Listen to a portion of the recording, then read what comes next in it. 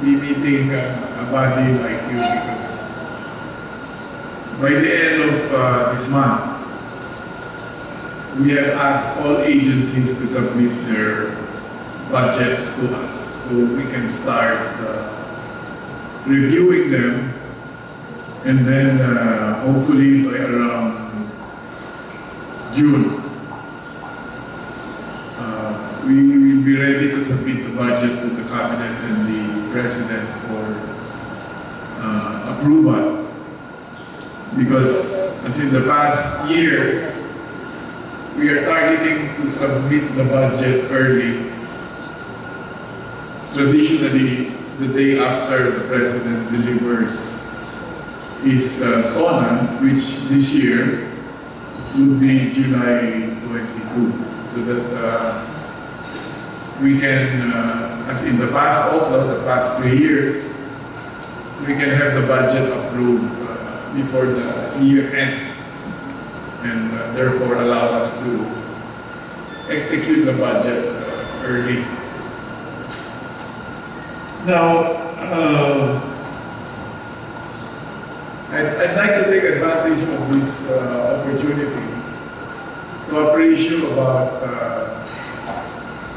the thrust of the budget and some of the reforms that we have introduced, that for certain will have a substantial bearing on, on our cities, on our provinces, and our national agencies. And I think the first thing that I want to discuss you about is this regime of what is called performance-informed budgeting. Performance-informed budgeting is not just about reforms. It is not just about putting a human face in every line of the budget. It is not just about concretizing what we do and what we deliver by way of programs and services.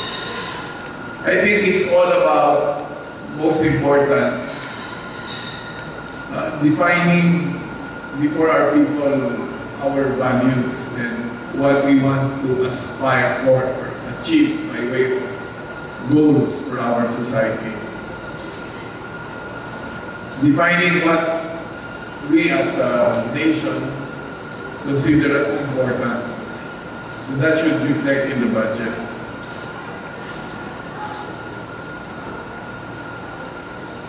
We'd like to say in DBM, ngayon, if you study the budget starting with the 2014 budget, hindi na lang siya puro numero. I don't know if how many of you here have seen the budget. Yung budget ngayon meron ng kwento. Hindi lang puro kwenta. We tell the country, for this amount of money that we are going to receive from Congress, this is what we are going to do to transform our country. That is, yun ang ibig sabihin namin na yung budget may kwento na, hindi lang puro kwenta. But to understand the performance-informed budgeting, there is an even more important document that we need to be familiar with. And this is also another reform that we introduced in the budget process. And this is called the Budget Priorities Framework. So if you come to me and ask me, Mr. Secretary, ano ba ang importante dyan sa budget na yan? What is the thrust of the 2015 budget? Where are you going to put our money next year? That is the Budget Priorities Framework. In the past, we would not publish that because we did not have it. But this time around, I think we owe it to you and to our people to tell you, for example, next year, the budget is going to be 2.6 2.6 trillion. 2.6 trillion. So where is 2.6 trillion going to go? What priorities of government are we funding? In fact, we will be able to tell you this year, at the end of this year, but next year especially, how much is a province going to get from this budget? How much is a city going to get from this budget? And we will be able to tell you how much in terms of social protection and social services, how much in terms of infrastructure projects is your province going to get. That is what we want to do. We want to be able to tell you this is the budget in 2014, and at the end of 2014, we should be able to tell you did we follow the budget or not, and why. So now let's take as an example Northern Mindanao. You know, I believe just studying the development of the regions in Mindanao, I think the brightest prospect of really growing in the region is Northern Mindanao.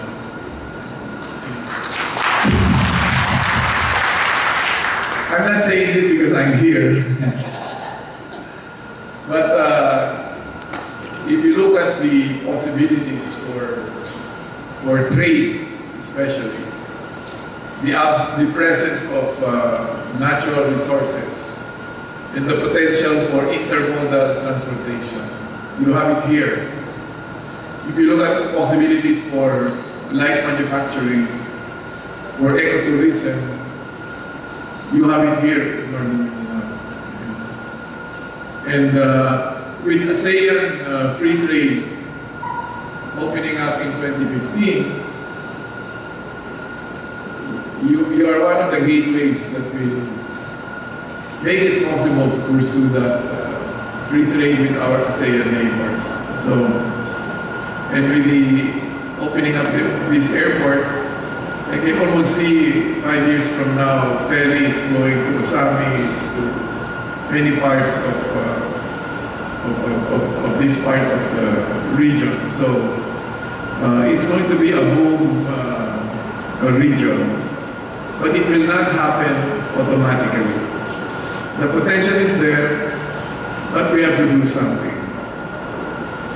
Now, the biggest challenge in our view in the region is how to reduce poverty and how to close the income gap or income inequality gap. Mahirap kasi pag maraming tao, mahirap eh, because they drag down development. They are a source of temptations to commit crime, insurgencies, and other forms of social conflict.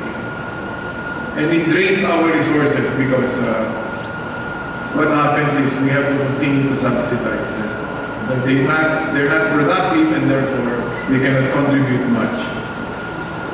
Do you know, for example, that out of every 10 families in Northern Mindanao, 3 earn less than 52 pesos a day. And while the most affluent 10% families take home 36% of the region's total family income, the poorest 10% families only make 3%. 3% versus 36%. The more affluent families in this region make 12 times more than the poor ones. In Northern Mindanao, as in the case of other regions, therefore, sustaining growth remains a challenge. We cannot leave more families out of poverty and close the income gap unless we build an economy that's rapidly growing, and you have a potential for that, and being able to sustain for the longest haul. You know, if you read the column of Dr. Fabella recently in the business world. He's saying the Philippines is at a point where, because of the recent performance of the economy, is at a point where it can finally break away from the boom and bust cycle of economic growth towards a regime where sustained growth is possible because of the very strong macroeconomic fundamentals of our economy. In fact, he says, if we continue to grow by 7% over the next 6 years, we should be able to significantly reduce poverty in our country.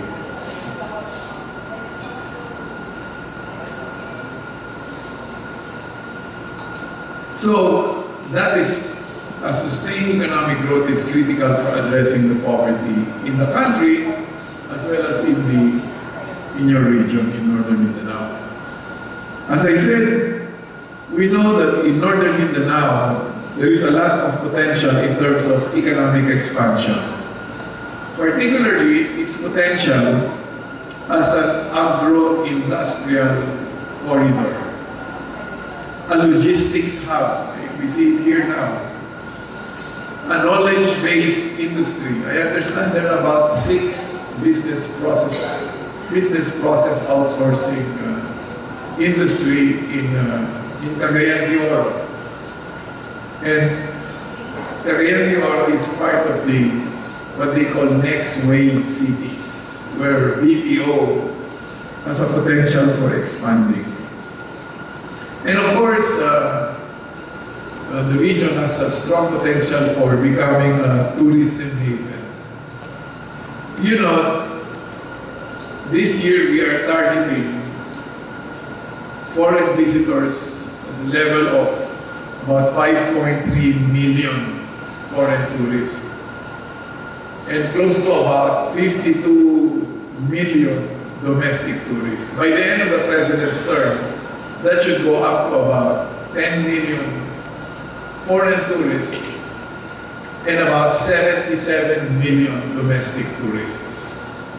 And that is fueled, the domestic tourism is fueled by 2 things. The increasing OFW remittances. Last year, we broke another record by registering $22 billion in OFW remittances. $22 billion. And business process outsourcing is growing at the rate of 25% every year. There are now 800,000 Filipinos who benefit from BPOs. And we are moving away from just simply one type of BPO, call center, to higher value types of BPO like providing, for example, medical and legal transcription services. You know, while the doctors in the US are sleeping right now, we are busy preparing what they will need for their diagnosis tomorrow. Our nurses are finding additional jobs doing that, helping the doctors prepare. Or while they are sleeping, we are preparing, analyzing the results of X-rays. They are sent to us, our radiologists go over them and prepare so that when the doctors abroad wake up, they have a basis for telling their patients what is the result of the X-ray. So that's a strong end. Cagayan de Oro, for example, is an education hub in Region 10. So those are the important, those are the potentials. Infrastructure, especially transport, has of course become a bane to the potential of CDO as a logistics hub. We know that. So therefore the question is, how do we ensure that The Mindanao Container Terminal and the upcoming Laguindingan Airport are connected to the agricultural and industrial hubs in Iligan, Bukidnon, Misamis, Occidental, and Lanao del Norte. But it's not only the potential for becoming a logistics hub that the gap in infrastructure affects. It also dampens the potential, for example, of Bukidnon and Camiguin to develop as tourism destinations. Do we have enough roads and ports robust enough to encourage tourists to come here? It also affects the agricultural productivity and viability. The lack, for example, of irrigation facilities in Bukidnon and Lanao del Norte, for instance, deprive farmers of productivity and competitiveness that big plantations have. Northern Mindanao already hosts key manufacturing industries, from food processing to heavy industries like cement and chemicals. But how do we sustain them and help them expand? How do we further expand manufacturing investments and even revive industries like steel, which we used to have in the region? There are, of course, a host of factors, from the cost and supply of power to the perennial peace and order issue. But there is also another cross-cutting issue, which is the challenge of good governance. Are the governments in Northern Mindanao seen as enablers of business activity? Or do investors see red tape? Poverty and inequality indeed thrive in a community denied of opportunity and dignity. That is why we've got to build an economy that cares for everyone. We've got to connect everyone with the best opportunities the region can offer. This is how the 2015 budget must support Northern Mindanao, by tailor-fitting programs and projects based on the specific needs of your communities. After all, this is what inclusive development requires us to do: to target the poorest and the most vulnerable and provide them the necessities in life to be able to get out of poverty. Because by doing so, we're hoping to create ladders of opportunities for all, regardless of birth, gender, and geography. We want to instill in our people that no matter how poor they are, they have an equal chance to succeed in life as long as they work hard and believe in themselves. The national government, through the Development Budget Coordinating Committee, has set the budget for 2015 at 2.61 trillion, which represents a 15% increase over the 2014 budget. How this budget will make a bigger impact on poverty, employment, and the economy depends heavily on how well all budgets and how well all departments and agencies put together their budget, design their programs, and target their beneficiaries. As members of the Regional Development Council, the highest development policy-making body in Northern Mindanao, all of you in this room have a profound role in making sure that the 2015 budget sustains your economic expansion in a way that reduces poverty, lessens vulnerabilities to shocks and disasters, and provides opportunities for your people for employment and livelihood. We have an important role in making sure that the budget supports the growth of Northern Mindanao, not just the growth of Metro Manila or Metro Cebu and Metro Davao, as the case has been through the years. In fact, if you disaggregate the GDP, 65% of our GDP comes from 3 regions. Region 4A, NCR, and Region 3. And the rest of the country only contributes 35%. And so when Mindanao congressman complained to me, how come that much of the budget goes to those 3 regions? It's because 65% of our wealth is produced by just 3 regions. And so it necessarily follows that you invest more in regions that contribute more to the growth of the economy. That's why we need Northern Mindanao to grow so it can get its share, not just Region 4A, NCR, or Region 3. Now, how are we going to do that? If you read the budget priorities framework, that gives us the blueprint. The 2015 budget will focus on 4 priorities, and that should, those 4 priorities, you should see being implemented in Northern Mindanao. Number 1, we are going to strengthen our social safety nets for the poor through the Pantawid Pamilyang Pilipino program.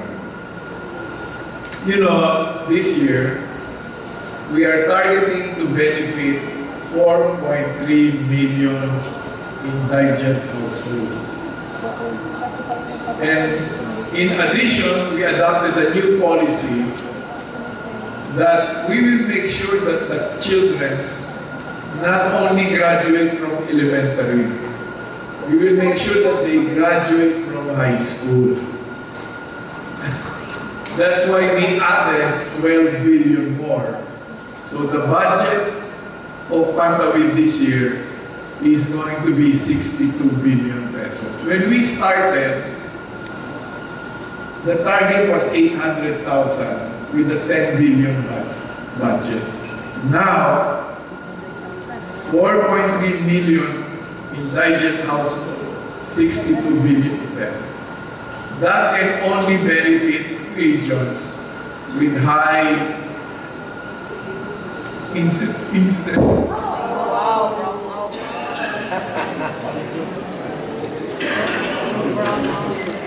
Not only for K to 12. If you look at, for example, our OFWs, 80% of our OFWs who manage to work abroad are at least high school graduate. And 78% of those who get accepted in our BPOs are at least high school graduate. You know, it's not easy to get accepted in these BPOs.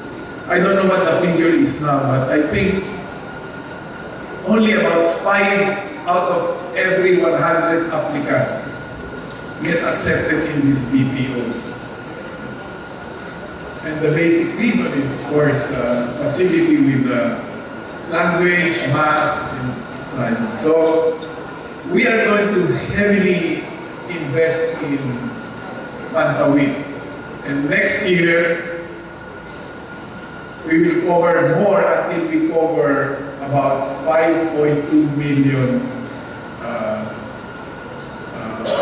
indigent households. We will be educating our kids and training them better. So we continue to invest in basic education. Last year, we finally closed the classroom gap, which was 66,000. And so every year, we should be able to meet the classroom, teacher, textbook requirements of all our schools. In fact, this year, we are building 42,000 more classrooms. You know, in the past, we could only build 6,000, 10,000, no. In fact, this year, we are hiring more than 32,000 teachers. So, basic education, which is growing at the rate of 16% every year since we started. We will also make sure that our workforce will be healthier. The budget of the Department of Health this year will grow by 75% because of the sin tax reform. We thought that we could only collect 35 billion from the additional taxes on cigarettes and alcohol. We actually collected 52 billion. So we had 17 billion more. That is why the budget of DOH increased by 75%. Of that amount, 35 billion pesos is going to go to the National Health Insurance Program so that we can provide 100% subsidy to about 14.5 million poor households. 14.5. So practically, we wipe out the charity wards in hospitals because all the poor people can now use their PhilHealth. And we double the premium from 100 to 200. Kaya from 1,200 naging 2,400. The challenge with PhilHealth is really not many of the poor have not yet been using their PhilHealth card. In fact, I think the availment rate is still low. Last I heard it was 8%. And yet the reserves of PhilHealth has grown beyond 100 billion pesos. In fact, what they need to be viable is only about 35 billion. So you should all work together so that your poor people take advantage of PhilHealth. Sayang naman yung pera natin dyan. Number 2, we are going to pave our roads so that we have rapid and sustained economic growth. You know, when in 2013, our total infra budget was 275 billion, which compared to when we started, it was 135. This year, it will go up to 400 billion pesos. Next year, it will go further up to 600 billion pesos. And by the time we end in 2016, it will be 838 billion pesos. That's how massive the infrastructure program is of government. And by the end of 2014, who is the regional director of DPWH here? The promise of DPWH, by the end, and you see this in the 2014 budget, they will finish rehabilitating and paving all arterial national roads. That's a little over 15,000 kilometers, right, Director? And so, if by the end of 2014, there is an arterial national road in northern Mindanao that is not yet paved, you go to the regional director. Bawasan natin ang budget, hindi kaya. Because we have provided them with the budget to do this. And before the president's term ends, all secondary national roads, all national bridges would have been rehabilitated and paved. Again, you ask the regional director if I am mistaken, because that is the commitment of this administration. In fact, next year, because we would have finished paving our arterial national roads, we can begin looking at, in addition to our secondary national roads and bridges, we can begin to look at our arterial farm-to-market roads. Arterial, meaning farm-to-market roads that connect municipalities to national roads, to national ports, to processing centers. We should be focusing on roads to tourism destinations, including the ports that they require, the access roads. We should be paving roads that promote peace and order. So, and hopefully by the time the President's term ends, we would have been finished with all our national roads so that we can begin to focus on our roads to tourism, our airports, our fish ports. By the way, we have identified 52 municipal ports that we are going to rehabilitate and finish before the President's term. Meaning, not just to build the municipal fish ports, but to provide them with access roads, blast freezers, and cold storage facilities. And we started with 10 in 2013, and we should be doing 20 in 2014, and another 20 in 2015. So that will include airports and port facilities. Number 3, we want to create more jobs and livelihood, especially emphasizing certain manufacturing industries that are agri-based, especially. In Mindanao, we are looking at 5 key industries: rubber, the palm industry, coconut, coffee, seaweed, this part. And so, all the infrastructure requirements of those industries, we will look at and make sure that they are supported.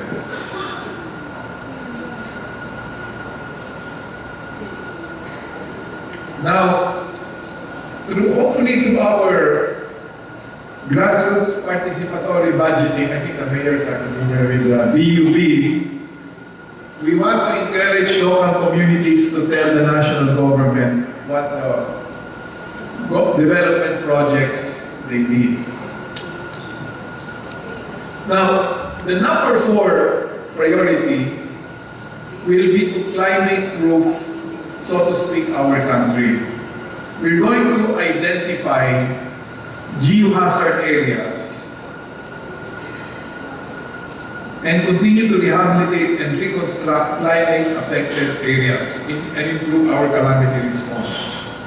So, that is where we are headed. Social protection and social services,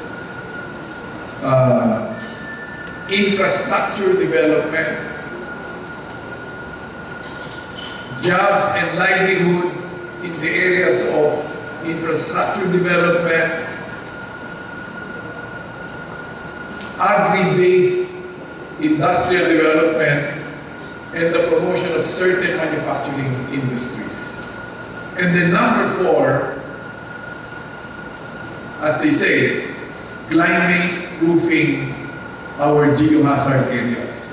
Now, for the longest time, in the past, hopefully not now and in the future, our regional development councils have been disjointed from the national budget process.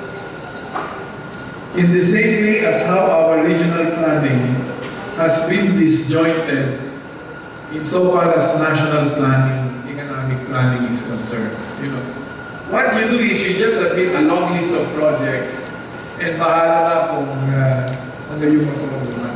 I think we should change that. I think what you should tell us is what are the critical region-wide projects that will have a strong bearing on the development of Northern Mindanao. Kasi yung mga national, provincial projects, as you are seeing in the budget, are already being taken care of by the national agencies as well as by the local government units. What we need are cross-cutting projects. Like a good example is Dilagindingan Airport, di ba? That is a project that has region-wide impact or implication.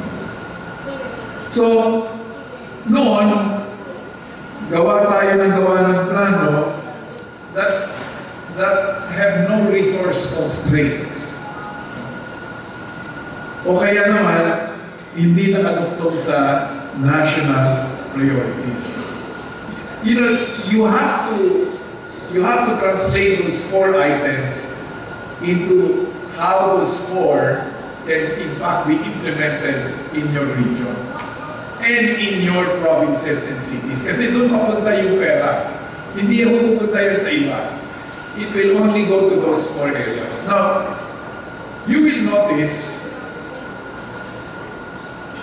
I explained to you how the budgets of key priorities are increasing in unprecedented manner. This country has never seen the level of investments that we are making in those 4 areas. Now you have to remember that we have not been increasing taxes except for sin tax. So we have not been increasing taxes. And if you look at our borrowings, we are borrowing less and less. In fact, when we came in, the proportion of interest payments to budget was 20%. Today, it's 15%. So it's less than 5%. You multiply 5% by 2 trillion, which is the budget this year, that's 100 billion that I save from interest payments alone. So you ask me, we are not imposing new taxes, we are not borrowing as much, how come we are spending more? Diba? The answer is, we are collecting much better than in the past. Our tax administration is so much more efficient. It's growing by 15% a year. Many people vilify Commissioner Kim Enares, but she's doing this country great. Pardon my saying this to the business community. But really, I'll give you an example of one of her concerns. That's why inaway siya ng mga doktor. You know, in terms of self-employed professionals, the level of taxes that we are collecting right now is only 11.3 billion pesos. But if you look at the roster of doctors, lawyers, accountants, and you look at their income, we should be collecting 500 billion pesos. We are only collecting 11.3 billion pesos. Kim targets to collect at least 200 billion, which is about 40% of what will be collected. Can you imagine what an additional 200 billion pesos mean? We can accelerate all our infrastructure projects so that we don't have to wait for 2016. The other reason is we are running this country much better, more efficiently, with less corruption than before. You know, in 2013, I decided that I start paying pensioners in the military not by paying with checks, but requiring them to have an ATM card and to undergo yung biometrics. I saved 5 billion pesos. Kasi marami na natin sa listahan matagal nang namatay. And that's only military pension. The other reason why we are generating much more income is, as I said, we are attracting more investors.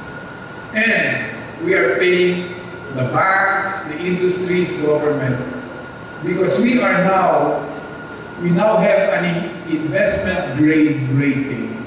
Ang ibig sabihin ng investment grade rating, pag naglagay ako ng pera sa Pilipinas, sigurado ako hindi yan mawawala, kikita yan. Pag nagpautang ako sa mga Pilipino, mas kaya nila magbayad ng utang ngayon. So we are a lesser risk, insofar as credit is concerned. So because of that, they don't charge us a higher premium. We pay less interest on our loans.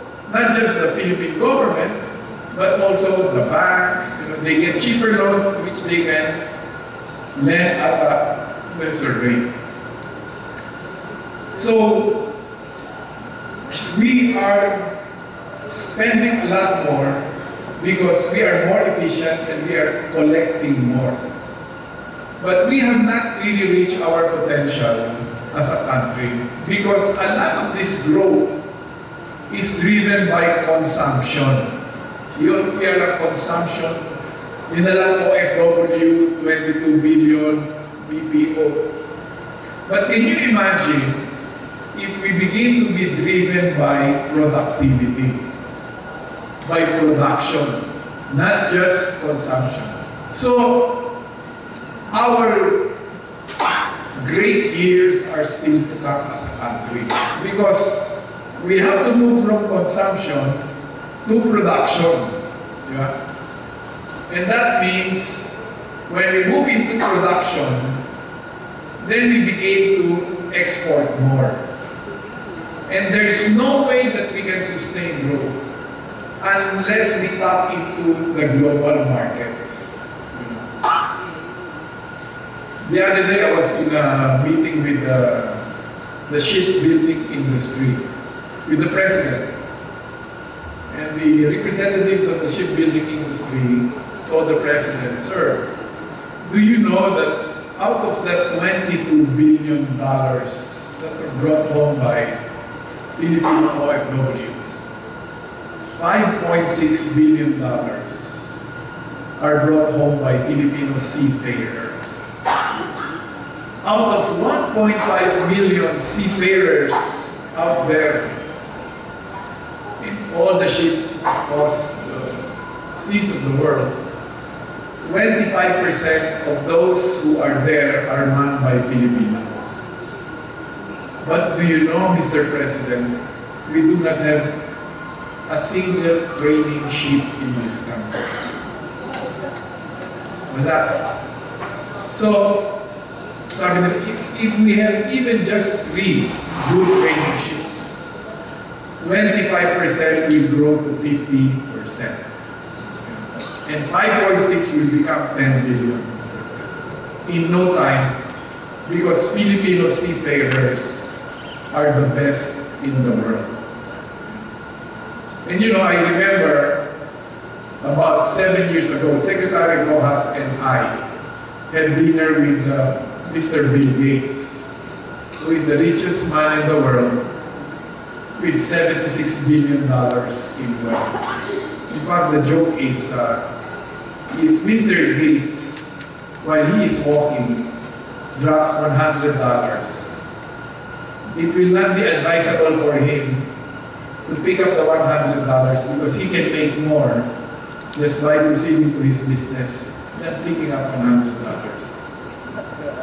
he told Secretary Rojas and me, you know, you Filipinos, you are good in two. As far as I'm concerned, looking at it from the outside and looking at international trade. You are the best as seafarers, and you are the best as computer programmers. Just look at Microsoft and see how many Filipinos are there. So what I'm saying is, the best for this country is still to come. Because we have not built the necessary infrastructure to develop our productive capacity as an economy. So, this is really what all these investments are geared towards, especially in Northern Mindanao, because as I said, among all the regions, and I can say this in front of all the other regions in Mindanao, you do have the potential of getting there much faster than the rest, you know, because of your location and because of your endowments. And therefore, if you can work with the national government to make sure that we achieve greater impact and greater efficiency in these investments, I think, as I said, the growth will be much faster. Now, there is just one important element that I want to emphasize here, because this is the very foundation that makes this government very credible to the international community. You know, our FDI grew by 20% last year, but it will continue to grow. You know, we have the lowest FDI among all the ASEAN countries. Masaya na tayo because we got $3.8 billion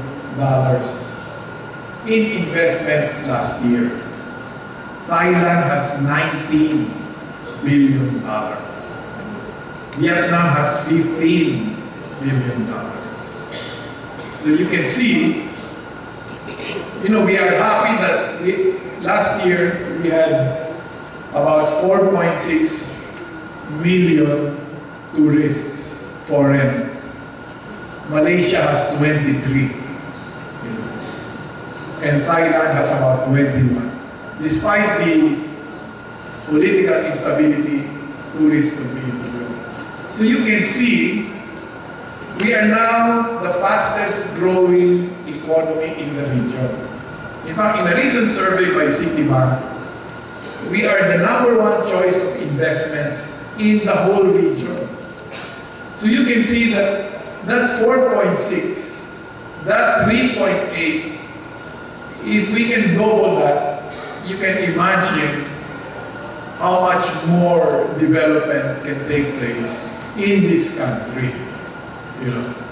So we just have to work harder. Now, I said earlier, there are two things that we have to remember, because this is the foundation upon which this government started, and this government is able to demonstrate the growth that this country is now showing to the rest of the world.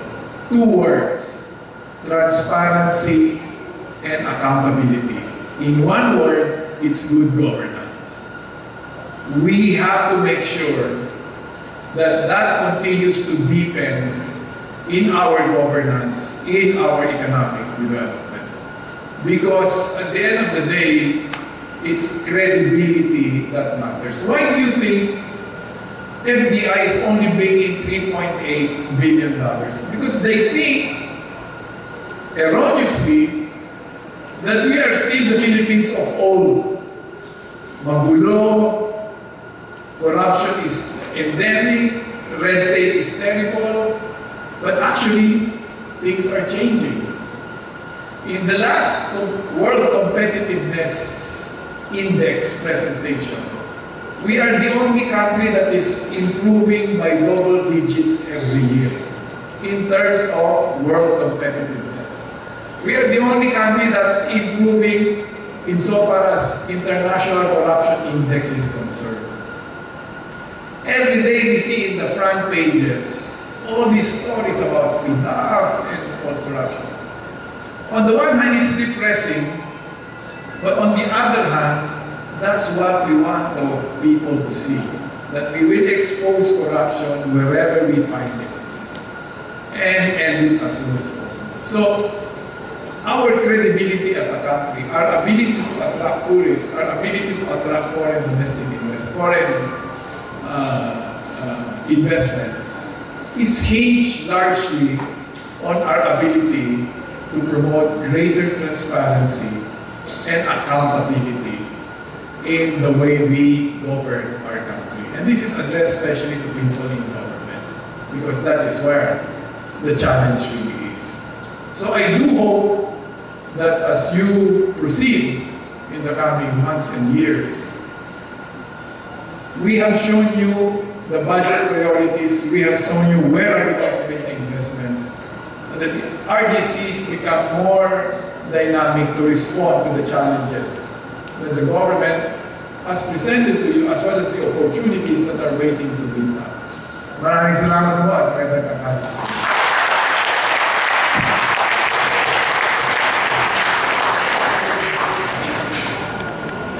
Well, right now, the government, the national government in particular, the Department of Budget and Management, is looking at reviewing the impact of SSL3 and looking at other economic indicators, so that we're hoping to make recommendations to the President before pretty soon. But of course, I cannot make any statements or commitments, but we are certainly looking at that and hopefully be able to recommend a way of helping our government employees. But right now, as I said, there is nothing definite. We just need to complete the study and make the recommendations and wait for the President and the Cabinet's action. Another one, sir, sa ating participatory Budgeting. Ano ang advantage na over the previous reform of DBM? Well, you know, the ones who know the conditions best on the ground are the local officials and the local communities. And therefore, when you are putting together a poverty reduction plan, I think it's a good and excellent idea if you start the process from the ground, not from the top, not from the national offices, because they know very little what is happening on the ground. So the whole idea of participatory budgeting is to recognize that the local communities and their local government units and their CSOs know and appreciate the situation better, and therefore are able to put together more realistic and more effective plans that national government can adopt. Yun lang po, sir. Thank you very much.